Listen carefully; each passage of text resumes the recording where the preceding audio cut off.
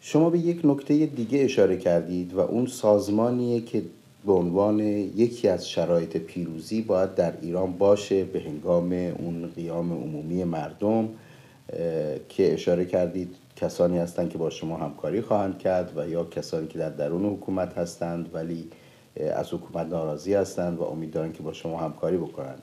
معروف ترین نمونه این بحث وقتی در خبرها مطرح شد که ماجرای سردار مدحتی مطرح شد که از طرف شما به عنوان متحد شما برای این برنامه در ایران معرفی شد، اما عملاً بعداً حالا یا به حکومت ایران پیوست یا توسط حکومت ایران روبوده شد، به هر دلیل عملاً این برنامه با شکست روبرو شد. شما چه فکری کردید برای اینکه از تکرار چنین اتفاقاتی خودداری بکنید؟ چه ضمانتی دارید برای اینکه بتونید تکیه بکنید روی چنین سازمان‌هایی؟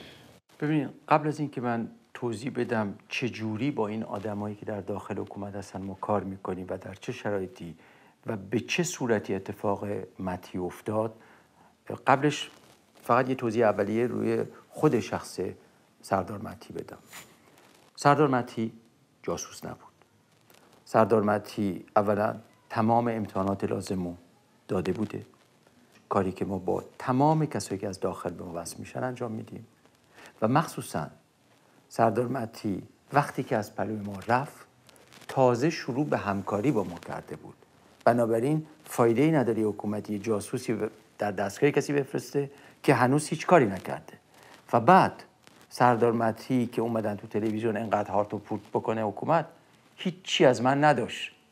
فقط عکس منو که از روی سایت اینترنت گرفته بودن و سخنانی که من تو سایت اینترنت گرفته بودن. بنابراین اگر این حکومت خیلی حکومت قوی بود و از من اطلاعاتی داشت، یه چیزایی میگفت که نشون بده داشته باشه.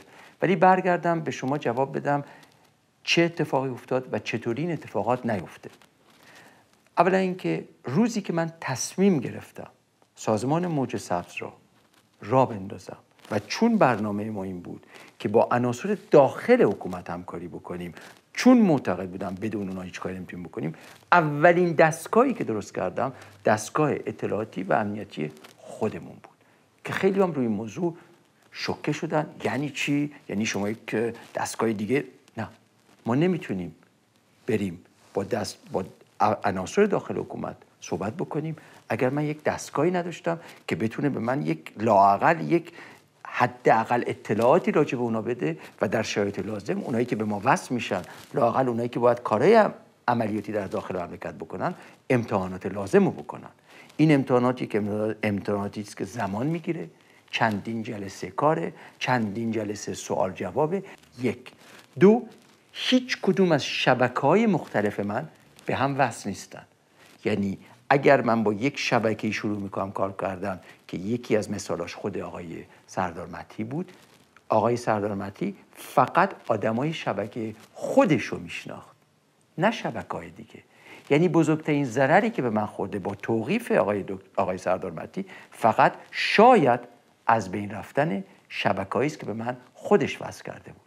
دلیلش هم اینه، شما کسی دیگه حکومت تونست بگه؟ حکومت تونست یک نفر نشون بده که به من وصل در داخل ایران؟ نه. اما چطوری موضوع مدحتی به وجود اومد؟ چرا حکومت رفت همچین موضوعی درست کرد؟ حکومتی که در شبش تلویزیونش در پرایم تایم میگه این آدم جاسوس حکومت تو دستگاه من بوده، صبحش روزنامه کیهان که روزنامه یک جناح دیگه حکومته میاد میگه یکی از آدمای وابسته به من حکومت گرفته. دو چیز مختلف، یکیش نزدیک به آقای احمدی نژاد، یکیش نزدیک به آقای خامنه ای. نشون میده به هر حال دوتاشون دو حرف مختلف میزنن. برمیگردم به چرا مدحتی. سردار مدحتی میرن سر کارشون و در 12 روز ما ازشون بیخبر بودیم. طبیعی. نزدیک 2 هفته میگذره ما باز ازش بیخبر بودیم. بعد از 3 هفته از داخل مملکت، از داخل دستگاه‌های حکومتی که متماسک به من خبر میدن که آقای مدحتی در دست دستگاه‌های حکومتی. اعلام حکومت برای اینکه بگن آقای مدحتی یا توقیف شده، اونطور کیهان میگه، یا جاسوس حکومت بوده، اگر اشتباه نکنم 4 ماه بعد از این بوده. چرا 4 ماه طول دادن؟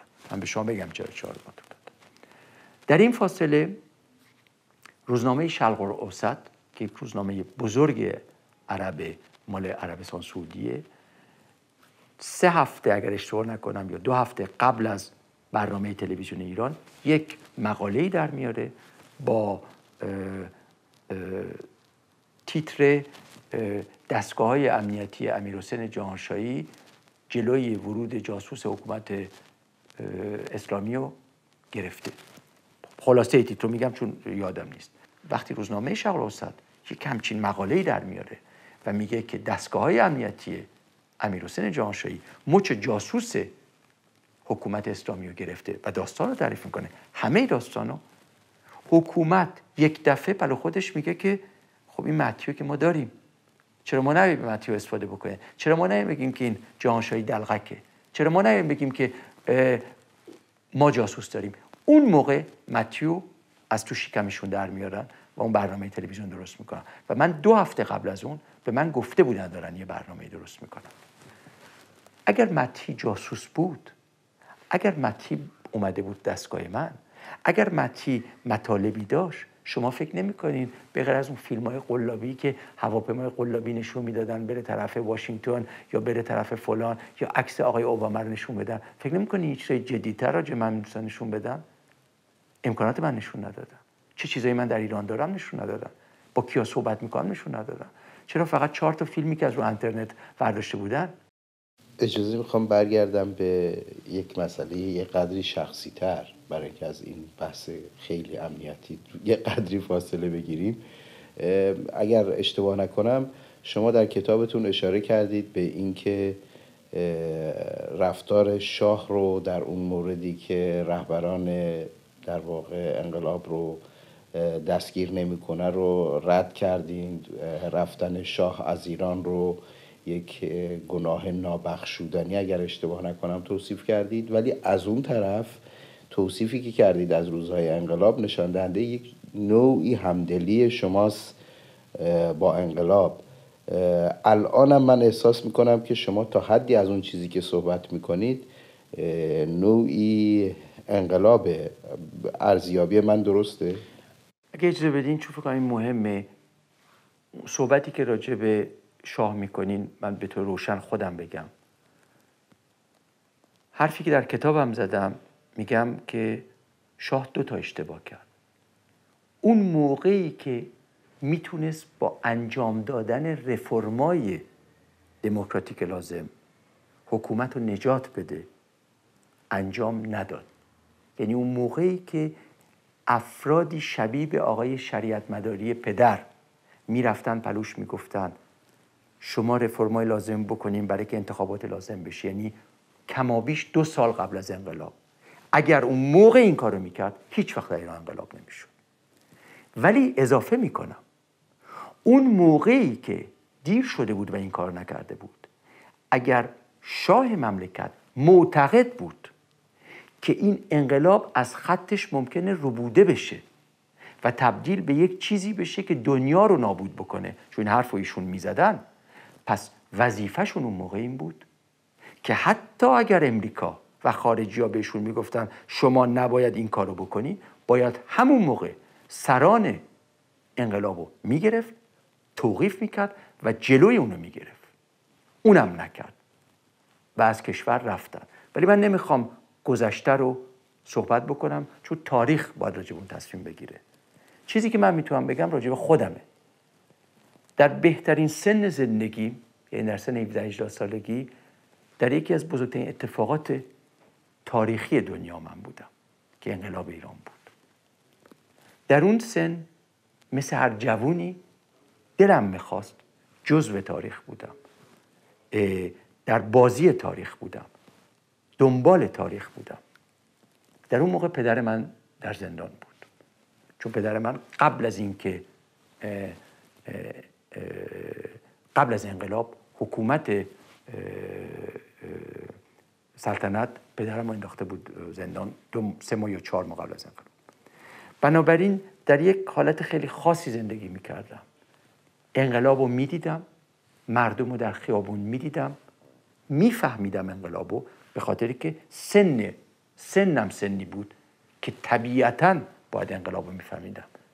دلم میخواست جزوی از اونا باشم، ولی قلب و روحم چون پدرم در زندان بود به من این اجازه رو نمیداد. یعنی در بهترین سن زندگیم، در یکی از مهمترین موقع‌های تاریخی، هیچ جا بودم من. نه این ور میتونستم باشم، نه اون ور میتونستم باشم. نه میتونستم در خیابون با اون جوانایی باشم که مثل من در سن من انقلابو میکردن. نه میتونستم در کنار پدرم باشم که جزو یه حکومتی بوده ولی لااقل زندگی اونو میتونیم بکنیم. بنابراین انقلابو مفهوم انقلابو بدون شک فهمیدم. انقلاب 1979 یک انقلاب ملی بوده، ملت ایران کردن. بعد این انقلاب ربوده شد. بعد اون کسایی که این انقلاب رو درست کردن سرشون کلا رفت، یعنی دموکرات‌ها، و آقای خمینی تمام قدرت رو برای خودش گرفت. ولی برای من حدود 8 ماه یا 9 ماه طول کشید تا حقیقت رو خودم شخصا بفهمم. در روز انقلاب پدر من زندان بود، از زندان شاه به زندان خمینی منتقل شد و خوب اون زمان یادمه. نگران آینده پدرم بودم. هر صبح که من بیدار می شدم اولین کاری که می کردم رادیو روشن می کردم، برای اینکه با الفبایی که اعلام اعدام رو می کردن به ج برسه تا ببینم پدرم اعدام شده یا نه. یکی از سخت‌ترین موقع‌های زندگیم بود و شاید در اون موقع وجود من درست شد، ولی در عین حال علیه خیابون و انقلاب نبودم. هیچ وقت، به هیچ وجه. چون دو مسئله مختلف بود. زندگی ما رو انقلاب داغون کرد، خورد کرد، ولی معتقد بودم انقلاب برای آزادی ملته که این انقلاب رو خواستن. بنابراین تا سپتامبر، اون تاریخی که از ایران من تصمیم گرفتم بیام برای تحصیلم، به هیچ وجه مخالف این انقلاب نبودم. به هیچ وجه زجر شخصی خودم و پدرم و خانواده‌مو، با اینکه همه چیزمون رو از دست داده بودیم و خونه اینمون زندگی میکردیم، در مقابل یک ملتی که موفق شدن نمیگذاشتم. پدر من در زندان بود و ممنوع ملاقات بود، نمیشد ملاقات کرد و ما چون آدم کله شقی برای همه چیز تو زندگیمون هستیم، برای من نه وجود نداره هیچ چیزی. بنابراین اون موقع هم مثل امروز معتقد بودم روز آخرمه که از ایران میخوام برم، باید برم پدرم ببینم و معتقد بودم یه راهی پیدا خواهد شد. بنابراین رفتیم برای اولین بار به زندان اوین و هنوز وقتی به اون موقع فکر میکنم یه احساس عجیبی بهم دست میده. رفتم جلوی زندان اوین، جوانای مختلفی بودن که اکثرشون یک حالت تحریش داشتن، ولی تحریشی که هنوز ریش نیست، یعنی انقدر جوان بودن. به این آدمای مختلف نگاه کردم، قیافه این، قیافه اون، قیافه اون، هر چی نگاه میکردم گفتم هیچ کدوم از اینا کاری برای ما نخواهند کرد. بعد از 2-3 ساعت یک آدمی دیدم که به نظرم خیلی نمیدونم انسان‌تر اومد، یه چیز شخصی بود. رفتم طرف این آقای جوون، بهش گفتم ببینید وضع من خیلی روشنه، پدرم تو زندانه، یک روزی به احتمال خیلی قوی شما اعدامش خواهید کرد. تا به حال عجیب اینه که این کار نشده، منم دارم میرم تحصیلاتم در خارج بکنم، هیچ وقت ممکن دیگه پدرم رو نبینم. اگر شما بخواین اینو میتونین برای من درست بکنین، هیچ چیزی از شما از دست نمیره، به یک انسانی کمک میکنین و این مهمترین چیز زندگی منه که بتونم برای آخرین بار که از کشورم میرم پدرم ببینم. درم گفت برو اونجا واسطا. هیچی به من بیشتر نگفت. همون که گفت به من برو اونجا واسطا، من معتقد شدم این کارو برای من درست میکنه. من ساعت 8 صبح 7 صبح یادم نیست چه ساعتی رسیده بودم، این مثلا ساعت 10 صبح بود، 2-3 ساعت بعدش بود. اونجا که من واسطاده بودم 2 ساعت 3 ساعت 4 ساعت بعدش طرفای 12 و نیم یک خانومی اومده بود تو صف. میدونم شما اون موقع هیچ وقت بدشانسی رفتن زندان ادوین ایندوشیانا، صف‌های طولانی بود، مردم می اومدن بدبخت بیچاره. یک خانم پیرزن مانندی بود با چادر.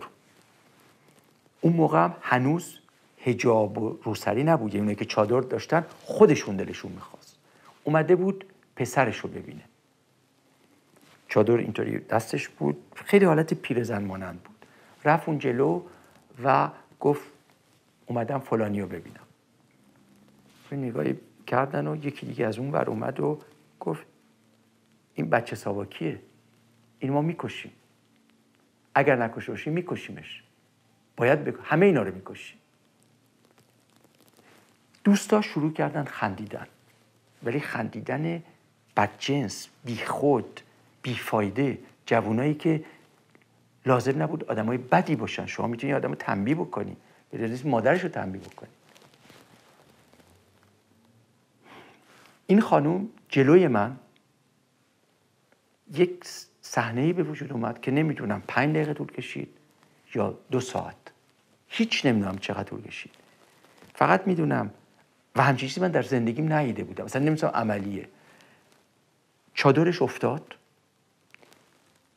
جیغ میزد و موهاشو میکند و اون 10 دقیقه یا 2 ساعتی که طول کشید تمام موهاشو کند و تمام سرش تو خون بود و این مامورین زندان که سپاهی بودن جلوی در بودن به این میخندیدن و اونای دیگر رو دعوت میکردن بیان بخندن. وقتی من پلو خودم دیدم که یک عده جوون 15-16 ساله از بدبختی یک پیرزن یک همچین لذتی رو میبرن، پلو خودم گفتم این اون انقلابی که من فکر کرده بودم نیست. این اون انقلابی که میخواست ملت ما رو به راه درست بکشونه نیست. این انقلاب داره یک دستگاهی درست میکنه که ملت ما رو له بکنه، نابود بکنه و تبدیل به آشغال بکنه. شما میتونید مردم رو تنبیه بکنید. من علیه اعدام هستم، ولی فرضاً بکنیم شما بخواید اعدام بکنید، ولی میتونید اعدام رو به یک وضع دیگه‌ای بکنید. شما لازم نیست یک پیرزن رو به این صورت بندازید. وقتی اونو دیدم، اون روز، در اون تاریخ، در اون ثانیه فهمیدم که این انقلاب اون انقلابی نیست که من فکر کرده بودم، با اینکه به نفع ما نبود، با اینکه به نفع خانواده من نبود، با اینکه به نفع شخص من نبود. من طرفدار اون انقلاب بودم، ولی این انقلاب اون انقلاب نیست. این بچه‌هایی که این انقلاب داره درست میکنه 8 ماه بعد، 7 ماه بعدش اون بچه‌هایی نیست که ما یا ملت ایران خواستن. داستانو کوتاه میکنم. 5-6 ساعت 7-8 ساعت میگذره. ساعت 8 شب 7 شب هنوز روشن بود هوا. همون آقا میاد به من میگه که همه رفته بودن، تعطیل شده بود، میبرم پدرتو ببینی. منو میبره توی زندان، میریم توی اتاقی که شیشه وسطش بود، 7 تا 8 تا 10 تا چیز مختلف. تک تنها پدرم واسه اولین بار بعد از 8 ماه 9 ماه میبینمش.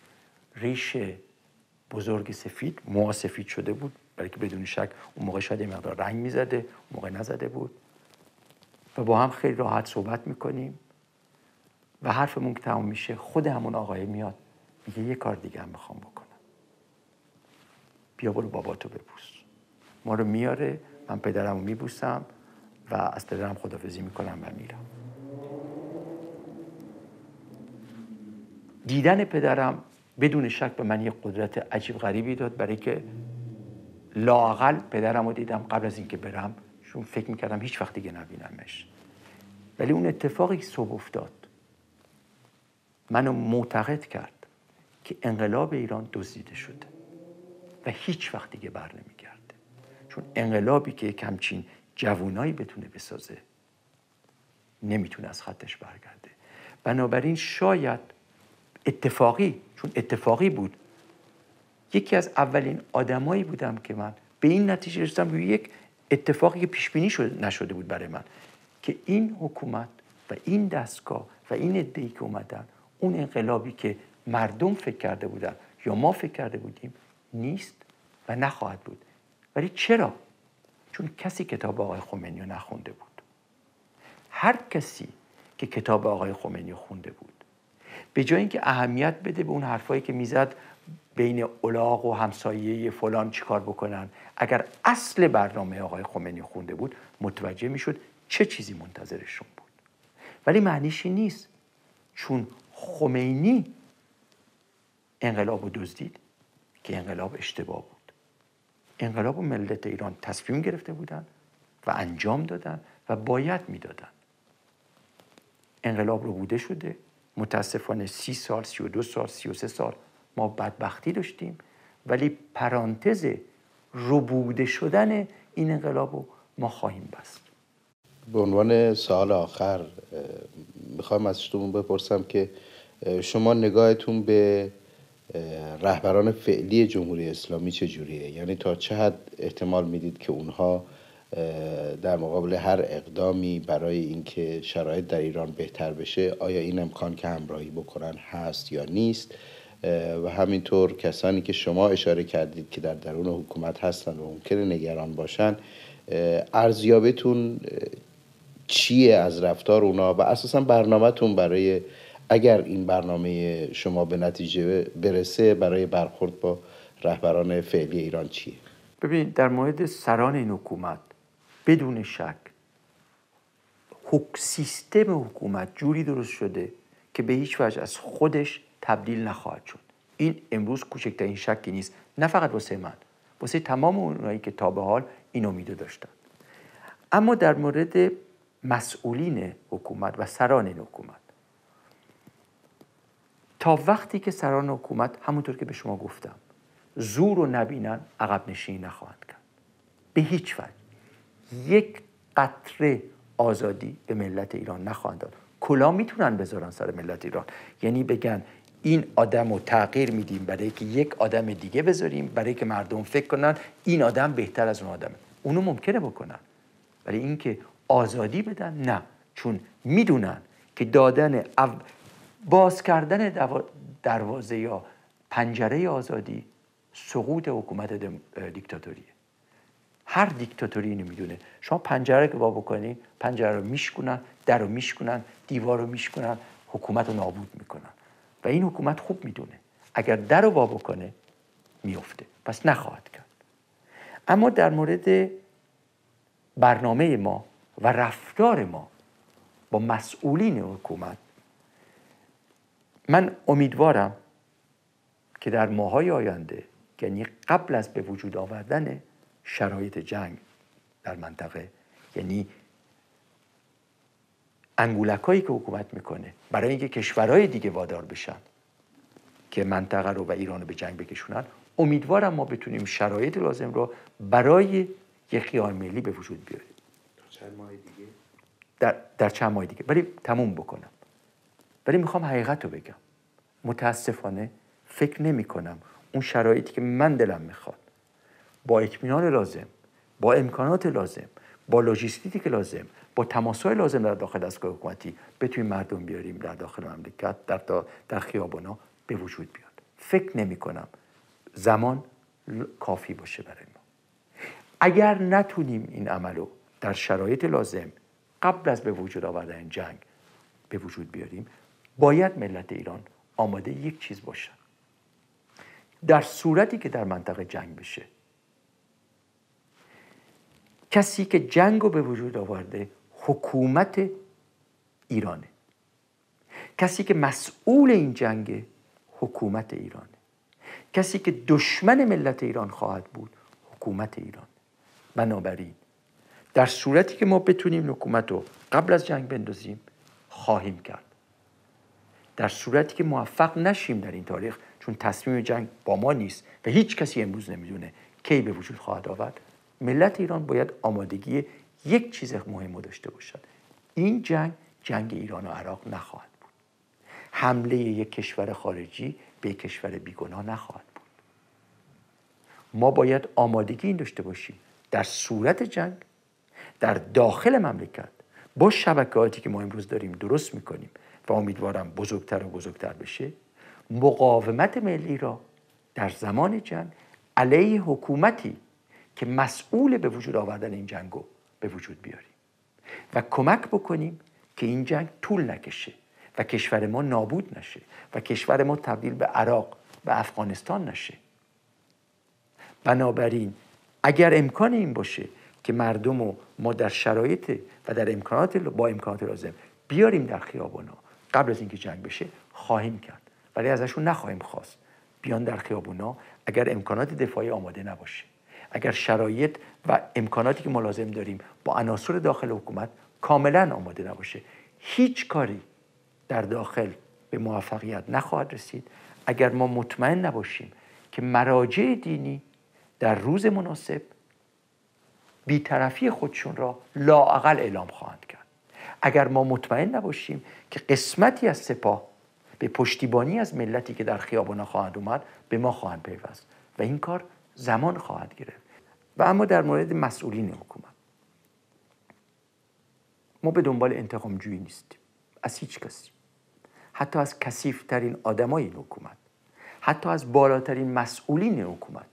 اگر بتونن در شرایطی که قیام ملی به وجود آمده به ما کمک بکنن که هزینه این انقلاب رو ما به حداقل برسونیم.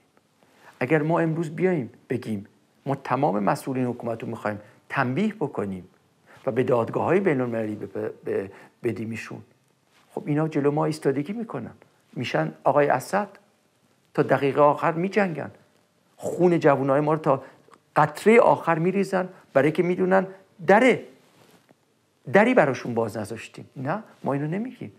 ما میگیم 2 تاریخ برای شما وجود داره، قبل از قیام ملی و بعد از قیام ملی. تمام اشتباهات شما رو تا اون روزی که مردم بیان تو خیابونا، اگر در روز قیام ملی شما به ملت بپیوندید یا کار اونا رو آسون بکنید یا لااقل کار اونا رو سخت نکنید، ما گذشته رو به شما میبخشیم، همه چیز رو به شما میبخشیم. اما در روز قیام ملی، یعنی در روزی که ملت تصمیم بگیرن، آمادگیشو داشته باشن، ما امکاناتشو به وجود بیاریم، بیان تو خیابونا، اگر جلوشون ایستادگی بکنی، چه بالاترین مقام باشی، این در سر مملکت باشی و دستورا رو بدین، چه اون کسی باشی که بیای تیر در خیابون بکشین، پدر همتون در میارید و برای اون ما احتیاج به دادگاه بین‌المللی نداریم، خودمون میکنیم.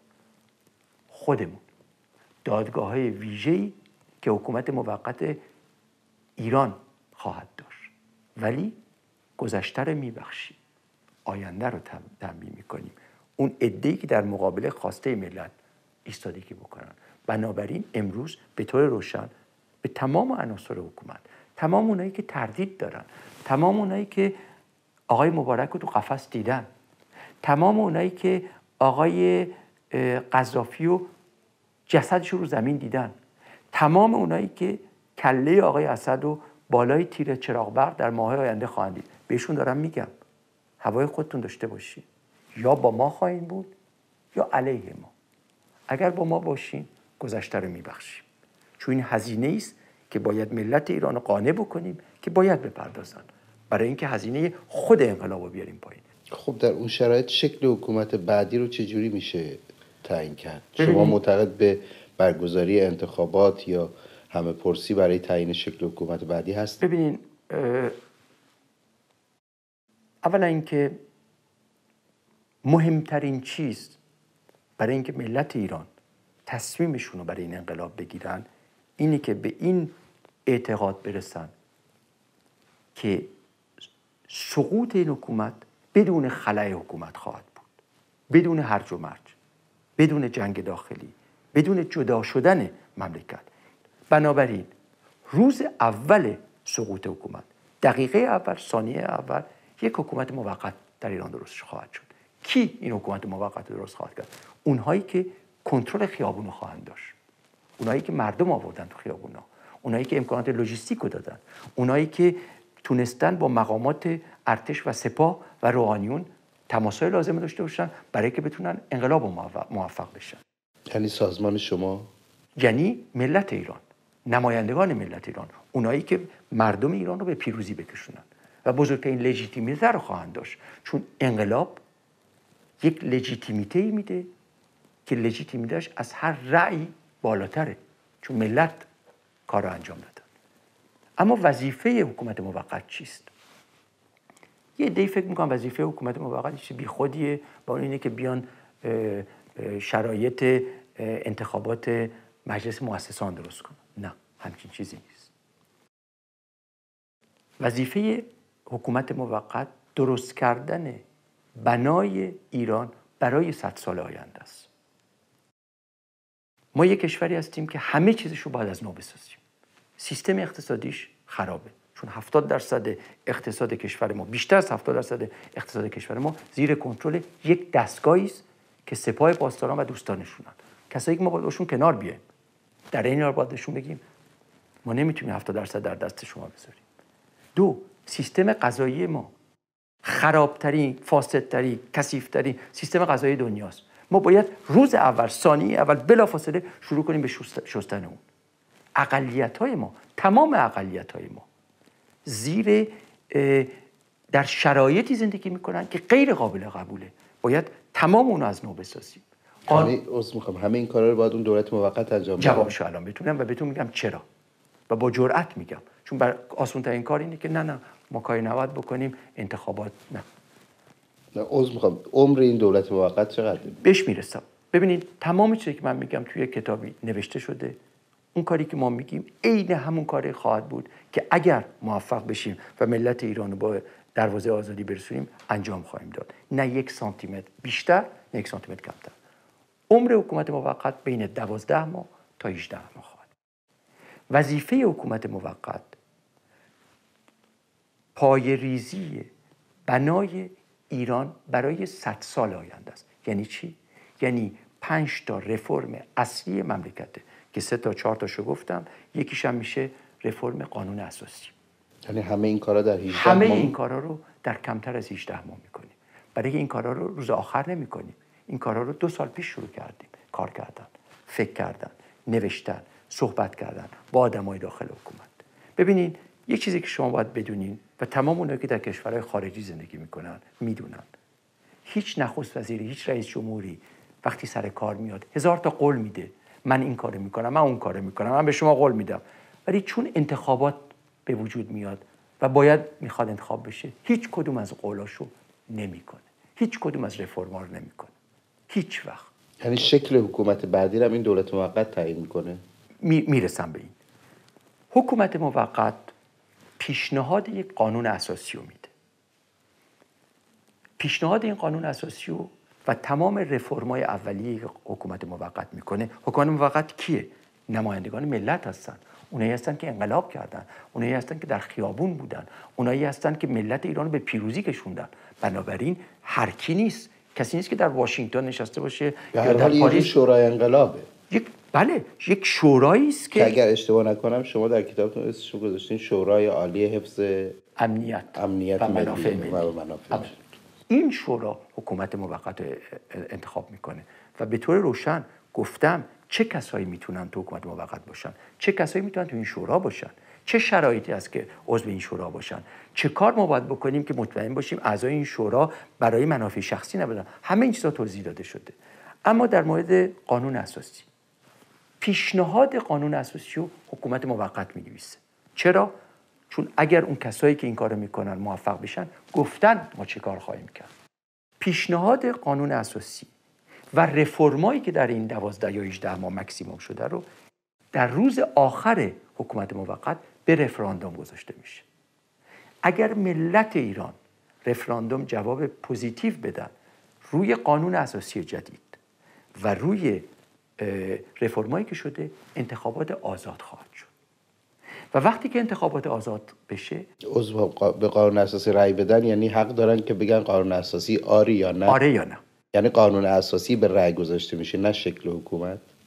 یا در قانون اساسی یک شکل حکومت تعیین شده یا باید مردم بگن آری یا نه. من یه آدم خیلی ساده‌ای هستم، برای که من تو کار سیاست نبودم ولی ممکنه اشتباه بکنم. ایران جمهوریه، شکل حکومتش روشنه. صحبت اینه که آیا ما این جمهوری رو میخوایم یا یک جمهوری دموکراتیک. قانون اساسی ایران وقتی که به رأی رفراندوم بره، قانون اساسی جدید که کسایی که می‌نویسن نمایندگان ملت هستن. باز دارم میگم شما میتونین فرض بکنین این حکومت بیفته، یک حکومت موقتی بیاد که نمایندگان این ملت نباشن، نمایندگان این ملتن. قانون اساسی وقتی که به رفراندوم بره آره یا نه میاد. اگر آره باشه که قاعدتاً باید آره باشه، انتخابات خواهد شد، مجلس ملی انتخاب خواهد شد. ما چی پیش بینی کردیم؟ بزرگترین حقوقمندان کشورهای دموکراتیک خارج اینو به ما پیشنهاد کردن که مجلس ملی اول ایران میاد این قانون اساسی که ملت ایران بهش رأی دادن رو اکسپریمانته میکنه. اگر مجلس ملی برای 5 ساله، 3 سال اول این قانون اساسی رو باهاش زندگی میکنه. 2 سال آخر زندگی مجلس اول، خود مجلس اول میشه مجلس مؤسسا. یعنی بعد از 3 سال کار حق داره تمام قانون اساسی رو بشوره، قانون اساسی نو پیشنهاد بکنه. یکی از مهمترین وظایف حکومت موقت جلوی هرج و مرج و انجام دادن، باز میگم، رفرمای لازمه که یکیشون، شاید مهمترینشون، ولی یکیشون نوشتن قانون اساسی جدید ایرانه. بنابراین رفراندومی که بین 12 ماه تا 18 ماه مکسیموم بعد از گرفتن قدرت خواهد بود، چند سوال خواهد داشت. یکی روی قانون اساسی جدید خواهد بود، یکی روی تمام رفرمایی که شده، رفرم قانون قضایی، رفرم اقتصادی، رفرم اقلیت‌ها و رفرم‌های دیگه‌ای که ما توضیح دادیم. بلافاصله بعد از اون، فردای اون روز انتخابات آزاد خواهد بود و اولین مجلس ملی آزاد ایران در دوران 5 ساله خود بعد از 3 سال کار 2 سال آخرش تبدیل میشه به مجلس مؤسسان. یعنی خود این مجلس که نمایندگان ملت ایران، نمایندگان انتخابی ملت ایران هستند، تمام قانون اساسی و 100% قانون اساسی رو اگر تشخیص بدن میتونن عوض بکنن. ولی فرق اصلیش با این که مجلس مؤسسان اول باشه یا بعدش باشه اینه که وقت بی خودی گم نمی کنیم و مجلس مؤسسانی که مجلس ملی اول ایران خواهد بود باید بین خودشون رو قانع بکنن چه چیزی رو باید عوض کرد یا چه چیزی رو نباید عوض کرد. بنابراین میرن دنبال منافع تمام ملت ایران، نه منافع شخصی این گروه یا اون گروه. نگرانی من اینه که ما در روز سقوط حکومت گروه‌های مختلفی که موفق میشن به این سقوط کمک بکنن در فکر منافع شخصی گروه خودشون نباشن، بلکه در فکر منافع کلی جامعه ایران باشن و در فکر ساختن ایران و ایرانی بزرگ، ایرانی نو. چون مهمترین چیز برای ما اینه، ما این انقلاب رو برای اینکه فقط آزادی برای ملت ایران بیاریم نمی کنیم. ما این انقلاب رو می کنیم برای که ایران باید یکی از قدرتمندترین کشورهای منطقه و قدرتمندترین کشورهای دنیا، چه از نظر سیاسی، چه از نظر اقتصادی و چه از نظر اجتماعی باشه. آقای جانشاهی، از وقتی که در اختیار من و بینندگان این گفتگو گذاشتید تشکر می‌کنم. خیلی متشکرم. مرسی.